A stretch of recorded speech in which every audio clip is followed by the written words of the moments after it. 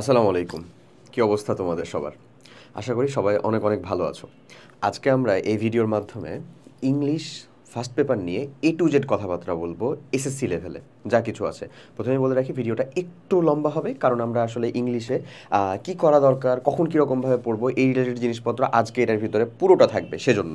এখন এই ভিডিওটা কাদের জন্য? তুমি যদি ক্লাস 9-এ হও তোমার জন্য উপকারী হবে। তুমি যদি ক্লাস 10-এ হও তোমার জন্য উপকার হবে। 9-এ তো একেবারে ইনিশিয়াল সে করতেছে, শুরু করতেছে, তার জন্য উপকারী হবে। তুমি যদি এখন শুরু করো ক্লাস 10 থেকে তাও তোমার জন্য উপকারী হবে। এবং তুমি যদি আসলে এসএসসি এই যে এখন কয়দিন পরে যে পরীক্ষা সেই পরীক্ষার্থী হয়ে থাকো তাহলে তোমার জন্য এটা একেবারে মাস্ট ওয়াচ একটা ভিডিও, ঠিক আছে? কারণ আমরা যারা আছি মোটামুটি সবাই ইংলিশ মানে পরীক্ষা দেই ভা, ইংলিশের এগুলো সব কিছু থাকে হ্যান ত্যান, ওটা আমি লিখেও রাখছি যারা আসলে এখন পর্যন্ত কাইন্ড অফ একটু হলেও চিন্তা করতে হচ্ছে ভাই আসলে কী কী থাকে, কই থেকে কীরকমভাবে কী থাকে না থাকে এটা রিলেটেড চিন্তা ভাবনা করতে হচ্ছে, তাদের জন্য ইন টোটাল ডিটেলস আলোচনা থাকবে হচ্ছে আজকের এই ভিডিওতে। এবং আমরা এখানে সাজেশনমূলক জিনিসপত্রের থেকে বিশেষ করে টেকনিক রিলেটেড জিনিসপত্রের প্রতি বেশি ফোকাসড হবো।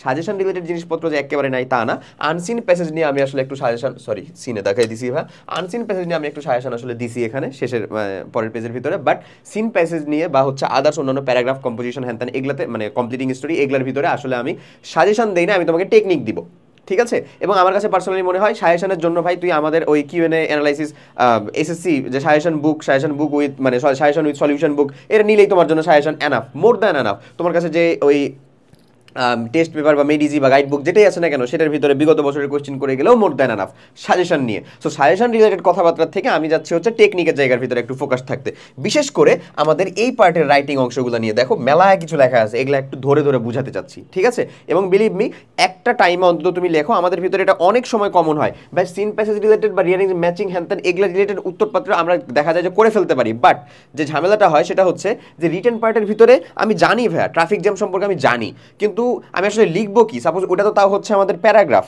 তা ওখানে কোয়েশ্চেন থাকে উত্তর করা যায়, বাট লাইক একটা ডায়লগ ডেভেলপ করবো কিভাবে, বা গ্রাফস অ্যান্ড চার্টের ভিতরে ওই পার্সেন্টেজগুলো ছাড়া আর কী বা লিখবো, কী বা লেখা যেতে পারে হ্যান ত্যান যাবতীয় আলোচনা থাকবে। এবং বিলিভ মি তুমি যদি টেকনিকগুলো ফলো করে করো তাহলে আমরা কিন্তু জানি যে আসলে এই যে রিটেন পার্টগুলোর ভিতরে লেখার একটা কিন্তু ওয়েট ভাই আছে, এটা তুমি মানো বা না মানো। কেউ অল্প লিখছে ওর যে ওয়েটটা থাকবে, তুমি একটু সঠিক কথাবার্তা লিখছো, বেশি পরিমাণে লিখছো, তোমার ওয়েট কিন্তু আলাদা থাকবে ভাই। এটা না মানার কিচ্ছু নাই, এটা অস্বীকার করার কিচ্ছু নাই। কারণ বোর্ড পরীক্ষার ভিতরে এত এত খাতা সব লাইন বাই লাইন পড়ে কারেক্ট পড়ে দেখার সময় নাই। আমি বলছি না যে কম লিখছে সে মার্ক পাবে না, অবভিয়াসলি পাবে, বাট তোমার উচিত সেফ থাকার জন্য একটু হলেও বেশি পরিমাণে একটু অ্যাব্রিভিয়েট করে লিখে আসা।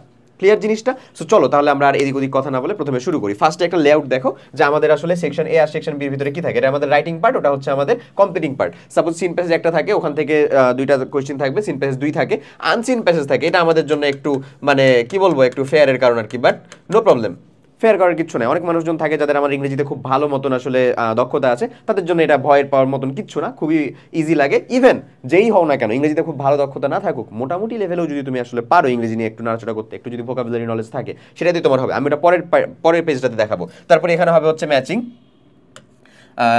ম্যাচিং পার্টটা থাকবে হচ্ছে আর কি এখানে ভাই। তারপরে হচ্ছে রিঅ্যারেঞ্জিং, এগুলো হচ্ছে আমাদের ওই রাইটিং পার্টের উপরের অংশটাতে, সেখানে আমাদের টোটাল 50 মার্ক। রাইটিং মার্টে হচ্ছে 50 mark, paragraph, completing story, graph and chart, email, তারপরে হচ্ছে ডায়লগ রাইটিং। এখানে আমি যেটা টেকনিক নিয়ে কথা বলবো না সেটা হচ্ছে ইমেল বা লেটার, কারণ এটা আমরা সেই ক্লাস 8 ক্লাস 6 থেকেই লিখে আসতেছি। তো আশা করি এটা তুমি টেকনিক কি, এটার টেকনিক ওইরকম কিছু না, এটা যে খুব বড় হইতে হবে এমনও না। এখানে মোটামুটি ওই ইমেলের ক্ষেত্রে যে ফরম্যাটটা আছে সেই অনুযায়ী বা লেটারের ক্ষেত্রে যে ফরম্যাটটা আছে সেটা অনুযায়ী সাজিয়ে লিখলে আরামসে হচ্ছে যে একটা মানে অ্যাটলিস্ট 80% মার্ক কন্টেন্ট করে এরকম তুমি মার্ক পেয়ে যাও। বাট আদার্স আমাদের যেগুলো আছে সেগুলোকে নিয়ে আমরা একটু কথাবার্তা বলতে যাচ্ছি। ফার্স্টে আমি যে জিনিসটা নিয়ে আলোচনা করতে চাই ভাই সেটা হচ্ছে আমাদের grasp and charts. Grasp and charts জিনিসটা কি? এই যে এখানে আমরা আলোচনা করবো, সাপোজ এই যে একটা গ্রাফ, এখানে ভাই এই যে কয়েকটা পয়েন্ট দেওয়া আছে, এই কয়েকটা পয়েন্টের ভিতরে আমাদের বেশ কিছু পার্সেন্টেজ দেওয়া আছে, বা একটা চার্ট, এই যে একটা চার্ট, এই যে চার্টের ভিতরে এরকম দেওয়া আছে ভাই, এরকম দেওয়া আছে, পার্সেন্টেজগুলো উল্লেখ করা আছে, লেফট সাইডে একটা ভ্যালু দেওয়া, রাইট সাইডে একটা ভ্যালু দেওয়া, মানে উপরে একটা এক্সেসিভ একটা ভ্যালু দেওয়া। এখন আমরা এটাকে কীভাবে লিখবো, কীভাবে লিখলে এটা সব থেকে বেস্ট হয়, এখানে কী কী জিনিস অ্যাড করা যায়, কী কী জিনিস আবার মানে এমন না হয় যে the importance of this team, the importance of this picture is very much, খুবই গুরুত্বপূর্ণ হ্যান ত্যান, এগুলো লিখলে নেগেটিভ ইম্প্যাক্ট পড়বে ভাই, এগুলো লেখার কোনো দরকার নেই। কি করবো না করবো চলো আমরা একটু শিখি। ফার্স্টে আমরা যে কাজটা করতে পারি সেটা হচ্ছে এই গ্রাফস অ্যান্ড চার্টসের ভিতরে দেখো টোটালে এই কয়টা, এই মাত্র এই 5টা জিনিস মেনটেন করলে দেখা যাবে তোমার গ্রাফস অ্যান্ড চার্টস 1.5 পেজ পার হয়ে যাবে ইনশাল্লাহ। ঠিক আছে, খুব যদি পিচ্ছি পিচ্ছি লেখা না হয়। সো প্রথমে আমাদেরকে যে কাজটা করতে হবে ইনিশিয়ালাইজেশন। ইনিশিয়ালাইজেশন মিনস হোয়াট, এই গ্রাফ বা চার্টটা আমাকে আসলে কী শো করে? এটা কি আমাদের ঢাকার ভিতরে থাকা জনসংখ্যা বসতির হচ্ছে যে শো করে যে আমাদের মিরপুর এলাকায় কত, ওই এলাকায় কত, এই এলাকায় কত, এটা শো করে, নাকি হচ্ছে এটা আমাদের জিডিপি, আমাদের দেশের এত থেকে এত অর্থ বছরের জিডিপি শো করে? কোন জিনিসটা সে করে? এটা কিন্তু তোমার কোয়েশ্চেনের ভিতরে অলরেডি লেখাই থাকবে, ওটা মাস্ট থাকেই। সো the graph বা the pie chart portraits অথবা the pie chart illustrate বা the pie chart demonstrate what ever, এরকম কিছু ট্রিকি বা এরকম কিছু মানে ইম্পর্টেন্ট শব্দ ইউজ করে প্রথমে তুমি ইনিশিয়ালাইজ করবা যে এই গ্রাফ চার্টটা আমাদেরকে এটা বলে, এখান থেকে আমরা এই ইনফরমেশন নিয়ে আসতে পারি বা এই ইনফরমেশনগুলো সম্পর্কে সম্যক ধারণা পেতে পারি, ওভারঅল এই জিনিসটা সম্পর্কে একটা ক্লিয়ার কনসেপ্ট পেতে পারি। এটা কত যাবে? আমার 2 থেকে 3 লাইন যাবে, ঠিক আছে, ওকে। এরপরে আমরা চলে যাবো হচ্ছে সবচেয়ে কম বা সবচেয়ে বেশি পার্সেন্টেজ যার, এটাই খুব গুরুত্বপূর্ণ। কম লাইনের পরে কি করবো ভাই, সবগুলো কি ঢালাও লিখবো? না, কি করব, এখানে সব থেকে বেশি পার্সেন্টেজ কে, তাকে বলবো যে মানে হেয়ার উই ক্যান সি, বা এই যে এখানে এই মানে the pie chart actually portraits যে এটা হচ্ছে আমাদের ম্যাক্সিমাম ভ্যালু, যে আমরা দেখতেছি মিরপুরে আমাদের সব থেকে বেশি মানুষজন থাকে, অথবা জিডিপির 2015-16 অর্থ বছরে সব থেকে বেশি আমাদের গ্রোথ ছিল, এরকম জিনিস। ঠিক একই রকমভাবে এই অর্থ বছর ধরে নাও ওই যে মানে আমাদের 16 থেকে 25 পর্যন্ত যে সময়টা, সেই সময়টার ভিতরে সব থেকে কম ছিল হচ্ছে করোনার সময়, ধরে নাও 20-21 সেশনটার ভিতরে, তাহলে আমরা সব থেকে বেশি অথবা সব থেকে কম যার পার্সেন্টেজ, এই দুটাকে মাস্ট বি এখানে উল্লেখ করবো, হ্যাঁ, যেগুলো আমাদের আই ক্যাচি আর কি। সো এই দুটা উল্লেখ করার পরে তারপরে চলে যাবো হচ্ছে আমরা দুটি তুলনাতে, মানে ওই দুটারই তুলনা, যে মানে কেন হয়েছে না হয়েছে এটা না, এটা তার থেকে এতটা বেশি, ওটা তার থেকে এতটা কম, এরকম ক্লিয়ার জিনিসটা। বা এটা হচ্ছে আপ টু দ্য মার্ক, মানে অ্যাটলিস্ট ধরে নাও তুমি কত চিন্তা করে নাও, মানে অ্যাভারেজ অ্যাটলিস্ট কত হবে, 50% অন্তত হবে, 50% অন্তত থাকা উচিত। এই 50% বা অ্যাভারেজ মার্ক থেকে আপ টু দ্য মার্ক কত বেশি ছিল ওই সালে, কত বেশি কম এই সালে, এই যে তার তুলনা, এই তুলনাটা আমরা সেখানে অ্যাপ্লাই করবো। এটা কি থার্ড স্টেপে আসবে, এবং মানে সব থেকে মানে একেবারে ইজিয়েস্ট স্টেপ হচ্ছে 4 নাম্বার। এখন আমরা সবাইকে ঢালাও বর্ণনা করবো যে উমুক হচ্ছে এত পার্সেন্ট, তুমুক হচ্ছে এত পার্সেন্ট, উমুক বুঝাচ্ছে এত পার্সেন্ট, উমুক এর থেকে এত পার্সেন্ট বেশি, বা উমুক সালে এর থেকে এত পার্সেন্ট বেশি হয়েছিল, উমুক সালে এতটা কমে গেছে। এটা কিন্তু আমরা নর্মালি যারা হচ্ছে ঢালাও লিখি তারা কিন্তু এটা সেকেন্ড বা থার্ডে অ্যাপ্লাই করে ফেলি, পরে আর লেখার মতন জায়গা নাই, ওই যে লিখতে হয় the pie chart is very important for us, হ্যান ত্যান, এগুলা লেখা লাগে, ওকে, এগুলা লিখবো না। তাহলে আমরা যদি এই মেনটেন করে ফলো করি, আরামসে দেখা যাবে আমরা সকল উত্তর করে ফেলতে পারবো। এবং ভেরি লাস্ট একটা জিনিস তোমাকে কমপ্লিট করতে হবে ভেরি লাস্ট সিচুয়েশনে, সেটা হচ্ছে কনক্লুশন টানবা একটা। কনক্লুশনটাতে আর পার্সেন্টেজ কিছু দিবা না, কনক্লুশনটাতে টানবা এই জিনিসটা যে সব থেকে বেশি এখানে যে সব থেকে ইম্প্যাক্টফুল, যে সব থেকে বেশি মানে যে আমাদের জন্য এখানে গুরুত্বপূর্ণ ভূমিকা পালন করতে হয়, সে হচ্ছে অমুক পোর্শন বা সে হচ্ছে তুমুক, কত পার্সেন্ট সেটা টানবো না। এবং সব থেকে কম বা সব থেকে মানে ডিক্রিজিং যে জায়গাটা, সেই জায়গাটা হচ্ছে তুমুক, এমন। তো এই পার্টটুকু যদি তুমি কমপ্লিট করতে পারো, তোমার লিটারালি 1.5 পেজ আপ হয়ে যাবে ইনশাল্লাহ, আশা করা যায়। তারপরের পেজে যায় তখন হচ্ছে বাকিটা লিখবে, এবং এতটুকু কমপ্লিট করতে পারলে এখানে 10 আউট অফ 9 ইজিলি অ্যাচিভ করা যায়। এবং লেখাটা স্পষ্ট রাখবা, তোমার হাতের লেখা খারাপ হোক বা যাই হোক না কেন, লেখাটা যদি স্পষ্ট রাখতে পারো তাহলে তোমার জন্য ভালো মার্ক কন্টেন্ট করা খুব কঠিন কিছু না, ওকে। ফ্রেশ রাখবা, ঠিক আছে, কাটাকাটি কম, আচ্ছা, ঘিজিবিজি কম। এরপরে চলো আমরা আলোচনা করি একটু প্যারাগ্রাফটা নিয়ে। এবারে শুরুর দিকে যাই, একটু প্যারাগ্রাফ নিয়ে যদি আলোচনা করো, মেনলি প্যারাগ্রাফে 3টা জায়গা থাকে। একটা হচ্ছে টপিক সেন্টেন্স বলতে সেখানে আমাদের সংজ্ঞা থাকে, যে পয়েন্টগুলো প্যারাগ্রাফে তুমি লিখতে চলেছো সেইটা থাকে topic sentence, like Mohakhali flyover, like traffic jam, এরকম। সো ট্রাফিক জ্যাম কি? Traffic jam is a common affair in Bangladesh অথবা অমুক তমুক, হুইচ মিনস অ্যাকচুয়ালি দ্য খুব slow movement of vehicles on the road because of many reasons, হ্যান এমন কিছু। So এই যে যেই সংজ্ঞাটা তুমি দিলা, এই সংজ্ঞাটা ট্রাফিক জ্যামের একটা ডেমনস্ট্রেশন, পুরো একেবারে ফার্স্টে যেটা দিতে হবে। তারপরে চলে আসছে যে পয়েন্টগুলো দিয়ে তুমি লিখতে চলেছো, মানে কোন কোন পয়েন্টটা নিয়ে, the causes of traffic jam or the impact of traffic jam on working hour is very, মানে এই যে কথাবার্তাগুলো is very much in our day to day life which actually causes to our মানে or badly impact to our economy, হ্যান ত্যান, এই যে এগুলা বলতেছো না, এই পার্টটুকু তুমি বডির ভিতরে রাখবা। কিন্তু এখানে যেহেতু এটা প্যারাগ্রাফ, এখানে কিন্তু কোনো প্রকার সেকশন হবে না, কোনো স্পেস হবে না মধ্যখানে, এটা তো আমরা জানি। ইভেন আরেকটা কথা বলি, এই জিনিসটা বা এই সিকোয়েন্স মেনটেন করেই কিন্তু এখানে কোশ্চেন দেওয়া থাকে।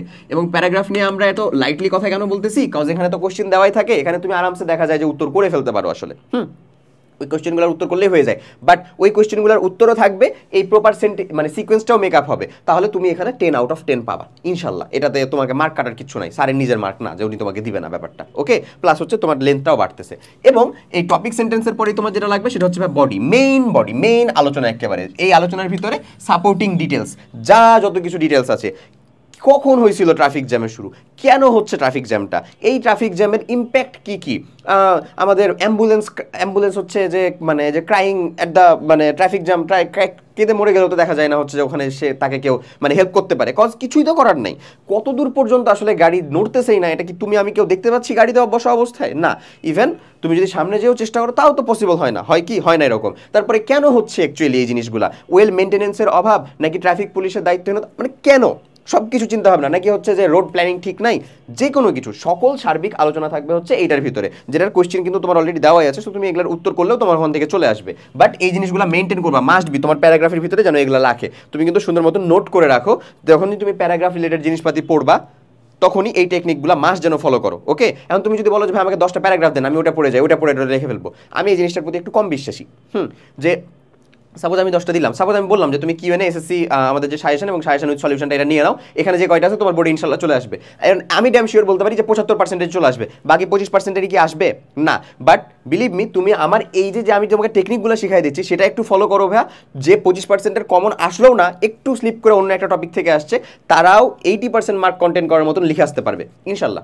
ওকে, এরপরে আসো, তারপরে আমাদেরকে একটা কনক্লুশন টানতে হবে এখানেও, যে সো দ্য ট্রাফিক জ্যাম মানে actually acquires very bad impact in our day to day life, it actually delays our working hours, it actually মানে যত যা কিছু তুমি দিতে পারো, যে এটার আমাদের কনক্লুশনটা কি, এটার ভালো দিক, এটার খারাপ দিক, এটার সিদ্ধান্তগুলো যদি একটু টেনে নিতে পারো, তাহলে এটার উপকারিতা অপকারিতা এখানে ব্যাখ্যা করা লাগবে না, অ্যাট এ লাইন বলতে হবে তোমাকে যে যে ট্রাফিক জ্যামের আসলে সর্বোপরি যদি চিন্তা করি তো ট্রাফিক জ্যাম লিটারেলি এটা হচ্ছে আমাদের একটা অভিশাপ বা একটা কার্স, এরকম এরকম একটা সিদ্ধান্ত টেনে দিলা, তাহলে এরকম একটা হুক পয়েন্ট থাকলে তোমার জিনিসটা অনেক ভারী হয় আসলে। ওকে, সো এই ছিল আমার প্যারাগ্রাফ নিয়ে আলোচনা, এটা নিয়ে আমি খুব ডিটেলসে যেতে চাচ্ছি না, কজ এখানে যেহেতু কোয়েশ্চেন দেওয়াই থাকে, তাই অ্যাটলিস্ট ওই কোয়েশ্চেনগুলোর উত্তর যেহেতু করে আসে তাও সে 50% আপ মার্ক পেয়ে যায় আসলে। হ্যাঁ, বাট এই টেকনিকগুলো ফলো করবা, ওই কোয়েশ্চেনেও থাকবে, তুমি ফুল মার্ক পাওয়া, হ্যাঁ বিলিভ মি ফুল মার্ক, তুমি একবার এটা মেনটেন করে আসলে পরীক্ষা দাও, তুমি যদি ক্লাস 9 স্টুডেন্ট হয়ে থাকো তাহলে তুমি মেনটেন করে এবার তুমি তোমার অর্ধবার্ষিক প্লাস হচ্ছে বার্ষিক পরীক্ষাটা দাও, 10-এর হয়ে থাকলেও সেম, আর যদি এসএসসি হয়ে থাকো তাহলে তো তোমার হাতে বোধহয় এখন আর পরীক্ষা নেই, তুমি এসএসসি পরীক্ষাটা অন্তত এরকমভাবে দাও। ক্লিয়ার? ওকে, এরপরে চলে আসো যদি আমরা কথা বলি completing story, very much important, cause completing story সব সময় হচ্ছে আমাদের ফেভারে থাকে না ভাই, লিটারেলি আমার নিজের সময় ছিল না আসলে। হ্যাঁ, মানে আমরা তো কিছু বেসিক স্টোরি তো পড়েই থাকি, যে একটা হচ্ছে মানে লোভী কাঠুরিয়ার গল্প, একটা হচ্ছে ইউনিটি ইজ স্ট্রেংথ, এটা হচ্ছে slow and steady while always wins the race, তারপরে হচ্ছে friend is need is a friend indeed, এগুলো ঠিক আছে, এগুলো তো সবসময় থাকেই, নর্মালি এগুলো চলে আসে, বাট যদি না চলে আসে এগুলা, বাট নর্মালি যদি এগুলো চলেও আসে তাও সেটাকে আমরা কোন প্যাটার্নে আসলে লিখবো, চলো আমরা একটু সুন্দর করে দেখে ফেলি। ফার্স্ট অফ অল একটা অ্যাডজেক্টিভ যুক্ত টাইটেল থাকা মাস্ট, একটা স্টোরিতে অ্যাডজেক্টিভ যুক্ত টাইটেল থাকা মাস্ট। অ্যাডজেক্টিভ যুক্ত টাইটেলটা কি, এ গ্রেডি ফার্মার এমন দিলা, ওই যে যে রাজহাঁসের যে গল্পটা এরকম, তারপরে মানে এই যে গ্রেডি ফার্মার, গ্রেডি অ্যাডজেক্টিভ, ঠিক একই রকমভাবে আরও তুমি দিতে পারো যে a friend is need is a friend indeed, মানে মানে অসময়ের প্রকৃতি, অসময়ের বন্ধুই হচ্ছে প্রকৃত বন্ধু, slow and steady wins the race, স্লোটা হচ্ছে যে যতটা তোমার কাছে হচ্ছে নেগেটিভ ইম্প্যাক্ট রাখতে পারে, স্টেডি কিন্তু ততটাই পজিটিভ ইম্প্যাক্ট রাখতেছে এখানে, বুঝতেছো এই জিনিস। ওকে, সো একটা অ্যাডজেক্টিভ যুক্ত টাইটেল তোমাকে ফিক্স করতে হবে। এখন ধরো যে তোমার একটা out of the box totally গল্প আসছে, যে রহিম সকালবেলা উঠে দেখলো আয়নার ভিতরে তার ছবি, হ্যান ত্যান এরকম, রহিম একটা সাধারণ ছেলে, এই যে এরকম একটা চলে আসছে। এখন এই স্টোরিটা সাপোজ তোমাকে ডেভেলপ করতে হবে, তুমি কি করবা, তোমাকে যে কাজটা করতে হবে প্রথমে ফার্স্ট একটা অ্যাডজেক্টিভ যুক্ত টাইটেল ফিক্স করতে হবে, যে রহিম আয়নার ভিতরে ছবি দেখলো, তাহলে এটাকে কোন পর্যন্ত তো নিয়ে যাওয়া যায়, এটাকে এরকম পর্যন্ত নিয়ে যাওয়া যায় যে আসলে আমরা অনেক সময় কিছু পাও না, মানে তুমি ধরো গল্পটা এরকমভাবে ডেভেলপ করলা, আমি ধরো একটু সময় নিচ্ছি, হ্যাঁ তোমাকে আমি বলে দিচ্ছি গল্পটা তুমি এরকমভাবে ডেভেলপ করলা, যে এটা একটা কাইন্ড অফ জাদুর আয়না। জাদুর আয়না মানে কি, এই আয়নার সামনে থেকে তুমি যা চাইবা সেটা হচ্ছে তোমাকে এই আয়নাটা প্রোভাইড করবে, কিন্তু এখানে একটা ক্লাইম্যাক্স আছে, এবং এটা খুবই জরুরি একটা জিনিস, খুবই জরুরি একটা জিনিস, সেটা হচ্ছে এই যে দেখো এখানে আমি এই যে দিয়ে রাখছি অলরেডি, দেখো ক্লাইম্যাক্স মাস্ট থাকাই লাগবে ভাই, স্টোরিতে ক্লাইম্যাক্স নাই মানে ওই স্টোরি মরা, স্টোরিতে একটা ক্লাইম্যাক্স থাকাই লাগবে। ক্লিয়ার? আচ্ছা, তাহলে আমি তোমাকে এই স্টোরিটা একটু ডেভেলপ করে শোনাই, যে তুমি এরকমটা এটাকে অ্যাপ্লাই করতে পারো। জাদুর আয়নাটা কেমন, জাদুর আয়নাটা হচ্ছে তোমার অভাব অনটন দারিদ্র্য দূর করে, কিন্তু এটার একটা নেগেটিভ ফলাফল আছে, যে ফলাফলটা সাপোজ তুমি জানো না, মানে যে চাচ্ছে বা যে হচ্ছে যে ওই তার দারিদ্র্য দূর করবে সে জানে না, এরকম। তারপরে এখানে কিন্তু সুন্দর একটা মোরাল টানতে পারবা, কারণ এটাই তোমার টার্গেট, যে তোমার একটা টাইটেল দিতে হবে, একটা মোরাল টানতে হবে, ঠিক আছে? ওকে, সো মোরালটা হচ্ছে অনেকটা কি, এটা আমি তোমাকে আগেই বলে দিই। মোরালটা হচ্ছে অনেকটা এরকম যে আমরা অনেক সময় আমাদের নিজের আশেপাশে যা কিছু আছে সেটা নিয়ে স্যাটিসফাইড থাকি না, অনেক সময় না, সব সময় থাকি না, নিজের আশেপাশে যা আছে তা নিয়ে স্যাটিসফাইড থাকি না, কিছু আকাশচুম্বী পরিকল্পনা করি, কিছু অর্জনীয় এরকম কিছু পরিকল্পনা করি, যেটা আসলে ফিল আপ করতে গেলে দেখা যায়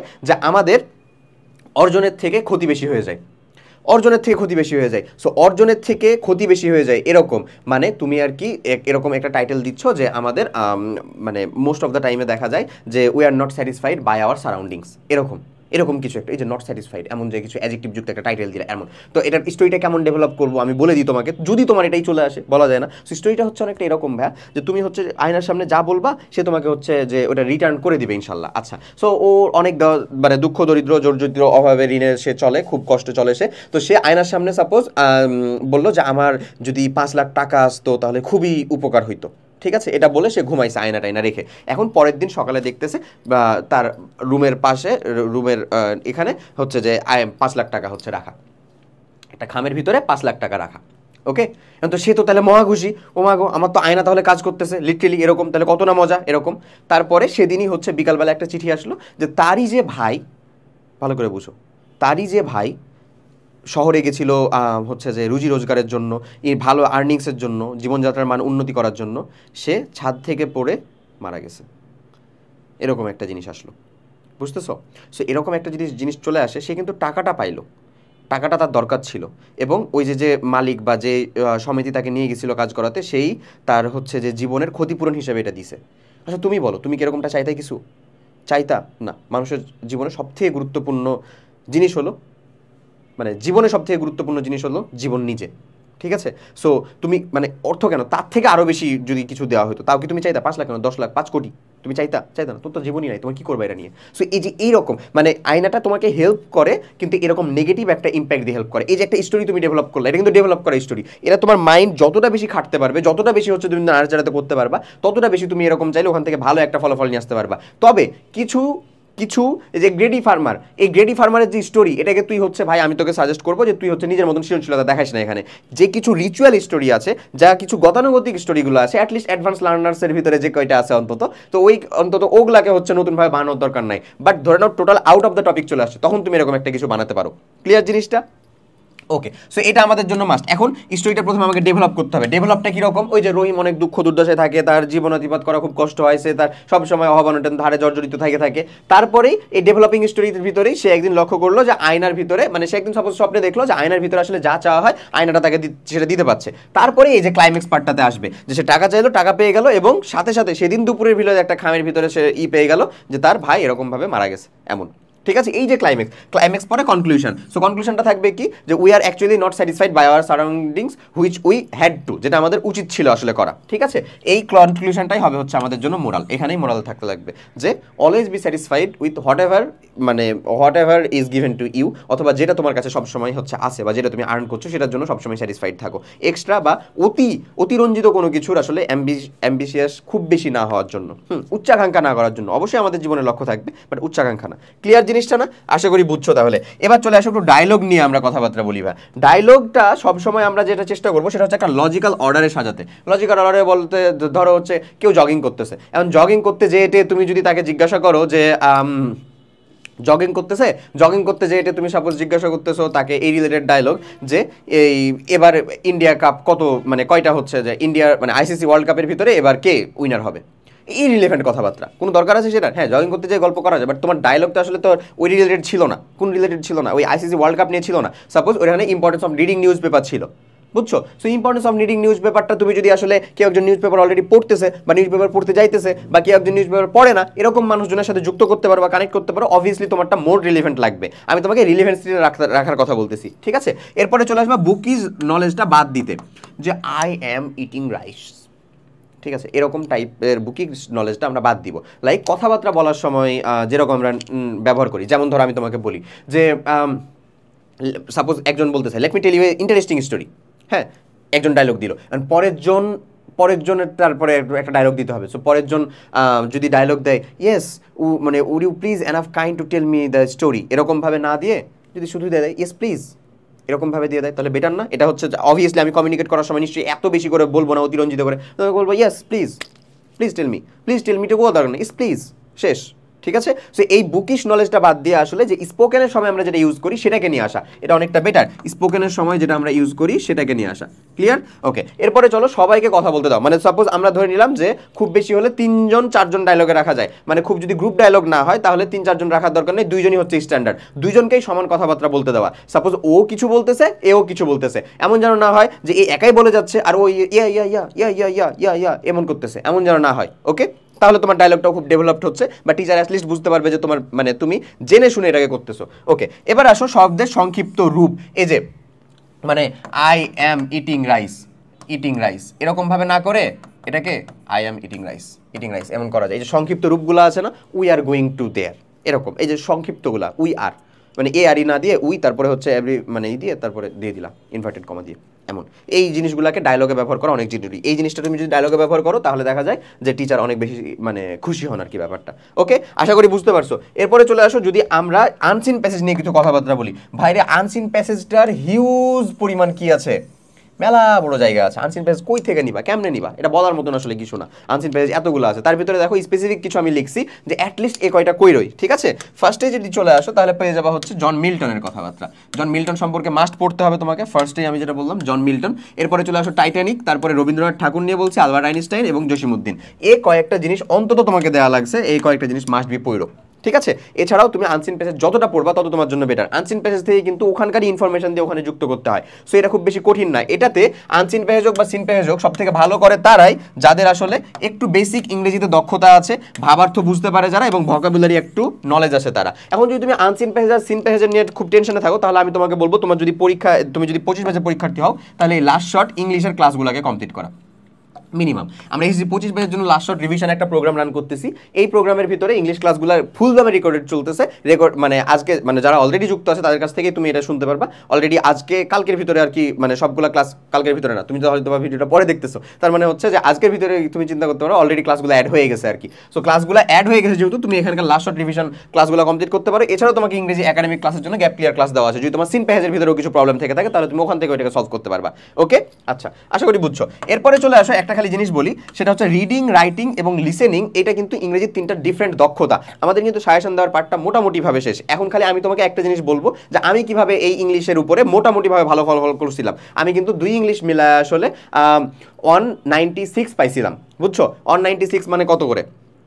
98 করে, তাই না? হ্যাঁ 98 করে। সো এটা হিউজ ছিল আসলে, সত্য কথা। ওকে, তো আমি আসলে রাইটিং পার্টগুলোর ভিতরে লিটারেলি ভাই যা যা বলছি এগুলো কিছু ফলো করতাম লিটারেলি। ওকে, এটা আমি শিখছিলাম, এটা ফলো করতাম। ঠিক একই রকমভাবে তোমাদেরকেও বললাম চেষ্টা করে ফলো করার, ইনশাল্লাহ হচ্ছে ভালো মার্ক করতে পারবা। ওকে, এখন রিডিং, রাইটিং, লিসেনিং এই স্কিলগুলো যদি তোমার থাকে ইংরেজির উপরে তাহলে তোমাকে ইংরেজিতে আসলে আটকানোর কিছু নাই ভাই। তুমি হচ্ছে যে এই নিয়মগুলো মেনে নিজেই হচ্ছে প্যারাগ্রাফ, গ্রাফ অ্যান্ড চার্ট, হ্যান ত্যান এগুলো সব কিছু ডেভেলপ করতে পারবা। এগেন এই যে সিন প্যাসেজ, আনসিন প্যাসেজ নিয়ে কথা বলতেছি, এগুলো নিয়ে কোনো টেনশনই নেই।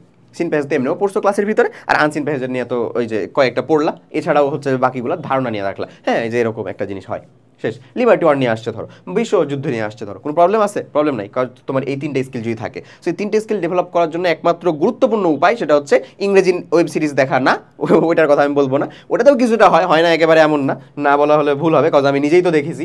আচ্ছা, তোমাকে একটা গুরুত্বপূর্ণ ইনফরমেশন দিতে চাই, সেটা হচ্ছে ইংলিশের একটা নিউজ পেপার পড়া। এটা তো তুমি তোমার জেনারেল নলেজ দিয়েও যথেষ্ট এক নলেজ থাকতে পারবা, as well as general knowledge দিয়েও যেমন এক নলেজ থাকতে পারবা, ঠিক একই রকমভাবে ইংলিশে তো দক্ষতা বাড়বে। সো অনেক কথাবার্তা বললাম, যা কথাবার্তা বলছি লিটারেলি সাজেস্টিভ ছিল না, টেকনিক্যাল ছিল। টেকনিক্যাল জিনিসগুলোকে টেকনিকের মতন করে মেনটেন করে পড়াশোনাটা করো। লাস্ট যে কিছুদিন আছে এর ভিতরেও যদি ইংরেজিটা এরকমভাবে কাভার করতে চাও, উঠাইতে চাও, ইনশাল্লাহ পসিবল। যদি সাজেশন দরকার হয় তাহলে আমার জন্য আমার বলা হচ্ছে বেস্ট, আমি প্রিফার করবো personally SSC suggestion, QN SSC suggestion নিলে তুমি সাজেশন উইথ সলিউশন ফ্রি পেয়ে যাবা, ওইটার অর্ডার করতে পারো। এছাড়াও যদি ক্লাস কমপ্লিট করার কথা বলা হয় তাহলে আমি তোমাকে প্রিফার করবো হচ্ছে যে লাস্ট শর্ট ক্লাসগুলো করো, একেবারে শেষ মুহূর্তে এসে।